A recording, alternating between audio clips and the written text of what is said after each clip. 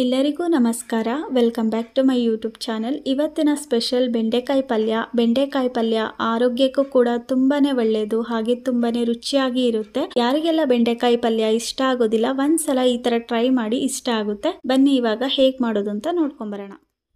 ಇಲ್ಲಿ 1/4 kg ಆಗೋಷ್ಟು ಬೆಂಡೆಕಾಯನ್ನ ತಗೊಂಡಿದ್ದೀನಿ. ಬೆಂಡೆಕಾಯನ್ನ ಚೆನ್ನಾಗಿ 2 ರಿಂದ 3 ಸಲ ವಾಶ್ ಮಾಡಿ ಒಂದು ಒಣ ಬಟ್ಟೆಯಿಂದ ನೀಟಾಗಿ ಒರೆಸಿ ಈ ತರ ಚಿಕ್ಕ ಚಿಕ್ಕದಾಗಿ ಕಟ್ ಮಾಡಿ ರೆಡಿ ಮಾಡಿ ಇಟ್ಕೊಂಡಿದ್ದೀನಿ. ನೋಡಿ, ಈ ತರ ಚಿಕ್ಕ ಚಿಕ್ಕದಾಗಿ ಕಟ್ ಮಾಡಿ ಇಟ್ಕೊಂಡಿದ್ದೀನಿ. ನಿಮ್ಗೆ ಯಾವ ಸೈಜ್ಗೆ ಬೇಕೋ ಆ ಸೈಜ್ಗೆ ಕಟ್ ಮಾಡ್ಕೋಬಹುದು.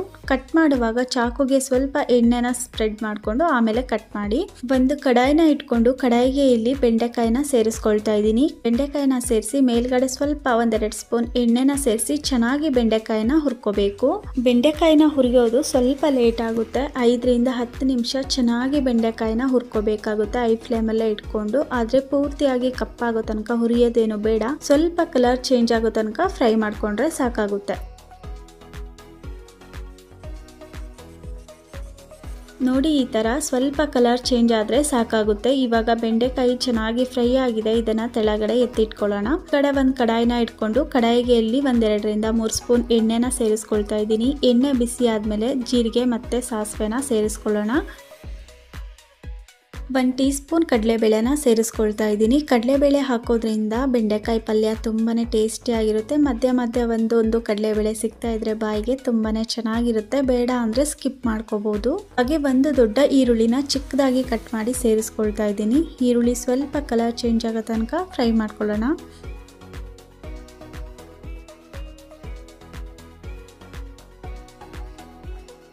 ಮೂರಿಂದ 4 ಬೆಳ್ಳುಳ್ಳಿ ಪೀಸನ್ನ ಕ್ರಷ್ ಮಾಡಿ ಸೇರಿಸ್ಕೊಳ್ತಾ ಇದ್ದೀನಿ. ಚೆನ್ನಾಗಿ ಫ್ರೈ ಮಾಡ್ಕೊಳ್ಳೋಣ. ಹಾಗೆ ಹಸಿಮೆಣಸಿನಕಾಯಿ ಮತ್ತೆ ಕರಿಬೇವಿನ ಸೊಪ್ಪನ್ನ ಸೇರಿಸ್ಕೊಳ್ತಾ ಇದ್ದೀನಿ.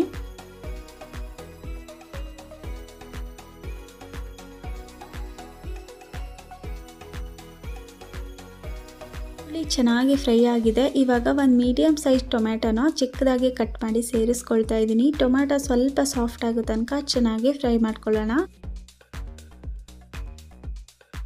ಟೊಮ್ಯಾಟೊ ಚೆನ್ನಾಗಿ ಫ್ರೈ ಆಗಿದೆ. ಇವಾಗ 1/4 ಟೀ ಸ್ಪೂನ್ ಅರಿಶಿನ ಪೌಡರನ್ನು ಸೇರಿಸ್ಕೊಳ್ತಾ ಇದ್ದೀನಿ. ಹಾಗೆ 1 ಟೀ ಸ್ಪೂನ್ ಖಾರದ ಪುಡಿ, ಹಾಗೆ 1 ಟೀ ಸ್ಪೂನ್ ಗರಂ ಮಸಾಲ, ಹಾಗೆ 1 ಟೀ ಸ್ಪೂನ್ ಧನಿಯಾ ಪೌಡರು, ರುಚಿಗೆ ತಕ್ಕಷ್ಟು ಉಪ್ಪನ್ನು ಸೇರಿಸಿ ಚೆನ್ನಾಗಿ ಒಂದ್ಸಲ ಮಿಕ್ಸ್ ಮಾಡ್ಕೊಳ್ಳೋಣ.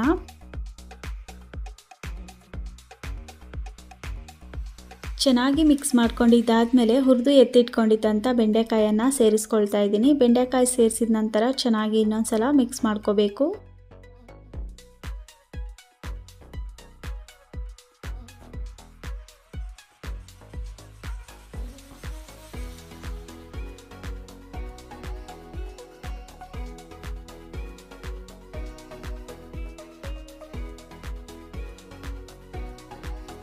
ಬೆಂಡೆಕಾಯಿನೆಲ್ಲ ಚೆನ್ನಾಗಿ ಮಿಕ್ಸ್ ಮಾಡ್ಕೊಂಡಿದ್ದಾದ್ಮೇಲೆ ಒಂದು ಲಿಡ್ನ ಕ್ಲೋಸ್ ಮಾಡಿ 1-2 ನಿಮಿಷ ಮೀಡಿಯಂ ಫ್ಲೇಮಲ್ಲಿ ಕುಕ್ ಮಾಡ್ಕೊಳ್ಳೋಣ.